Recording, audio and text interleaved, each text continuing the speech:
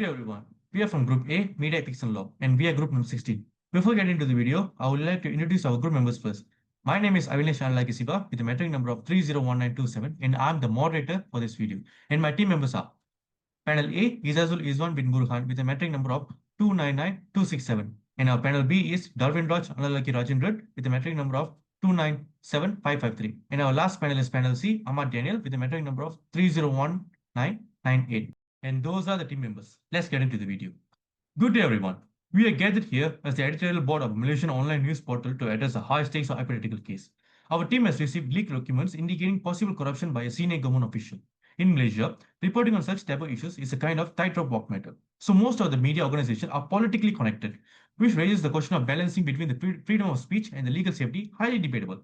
As we decide whether to publish or not, we must navigate a few restrictive pieces of legislation. And those legislation are four different types. The first one is Official Secret SOSC 1972, a strict liability law where possessing classified files in a crime, regardless of the truth they uncover. The second is Tertiation Act 1948, which criminalizes content deemed to be a seditious tendency against the government or the administration of justice.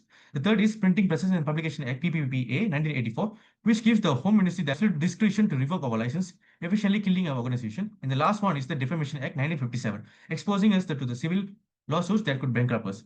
So while Article 10 of the Federal Constitution guarantees the freedom of speech, Clause 2 allows Parliament to restrict it for public order.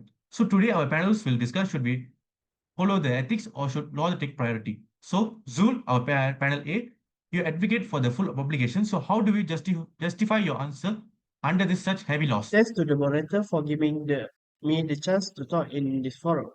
As an editor, I strongly support to fully publishing this possible corruption by a senior government officer that have been leaked to us.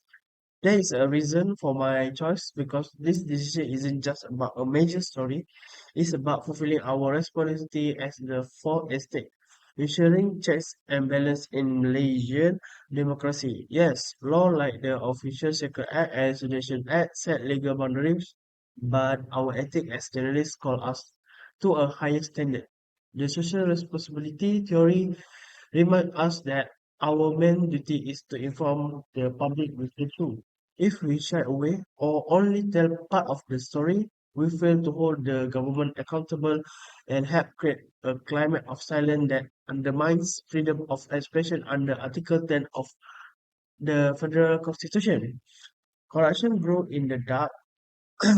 As the journalist, it's our ethical duty to put the public interest before the comfort of powerful officials.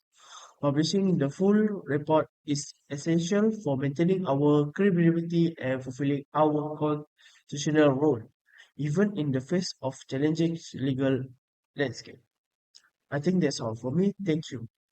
I will pass it to the moderator back. So Zul prioritized the right to know, but at a high cost. So Darwin, you suggest a middle ground with option B using the Defamation Act. So how do you justify your opinion? Thank you, moderator. As the editor, I will advocate for option B, which is a strategic fulfillment of our fourth estate role, balancing public duty with legal survival. By anonymizing the subject, we mitigate the risk under the Defamation Act 1957 and the leverage that Ryanal Privilege as upheld in mkini.com 2021. Furthermore, summarizing rather than publishing raw documents bypass the strict liability of the Official Secret Act OSC 1972, which protect the staff from mandatory imprisonment. This approach will navigate the chilling effect of the restrictive law to uphold the Article 10 of the Federal Constitution without risking permanent closure. That's all from me. Thank you. So two different opinions, one idealist, one pragmatist. But however, Panel C has an alternative implementation that uses the Constitution to bypass this act entirely. So Panel C, please do justify your opinion. Thank you to our moderator Avinesh Yuval for giving me this opportunity to successfully balance our freedom with our legal responsibility. I am choosing the alternative option, the parliamentary privilege loophole under the Official Secret Act 1972. Directly publishing the classified document guarantees mandatory jail time. However, under the Article 63 of the Federal Constitution, Member of Parliament are granted absolute immunity for anything they say inside the Dewan Rakyat. So here is our implementation plan. Instead of recklessly publishing the leak on our portal, we will securely pass this dossier to a trusted member of Parliament.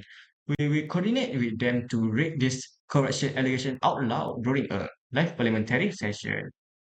The moment the MP speak that classified information legally transformed, it instantly becomes part of the public handset, the official parliamentary record. Once it enters the handset, our news portal can legally and safely report on the correction simply by quoting the MP's speech. This strategy completely bypasses the OSA. It prevents our license from being revoked under the Printing Press and Publication Act. Most importantly, we fulfill our ethical duty as the four estate. We expose the truth to the public, protect our whistleblower, and keep our journalists out of jail. That is my final decision. Thank you very much. Now I pass to the moderator Avinash Siva. So, this has been a rigorous analysis. To compare the views, let's look into it. Panel A focuses on conceptualization of the fourth estate but faces the high risk of sedition and OSA acts. Panel B focuses on analysis but using the Defamation Act to protect the staff, though it's limit transparency. And our panel C provides the best alternative idea and implementation using the Article 63 to solve the matter legally. So, based on the discussion, we will adopt the panel C's strategy.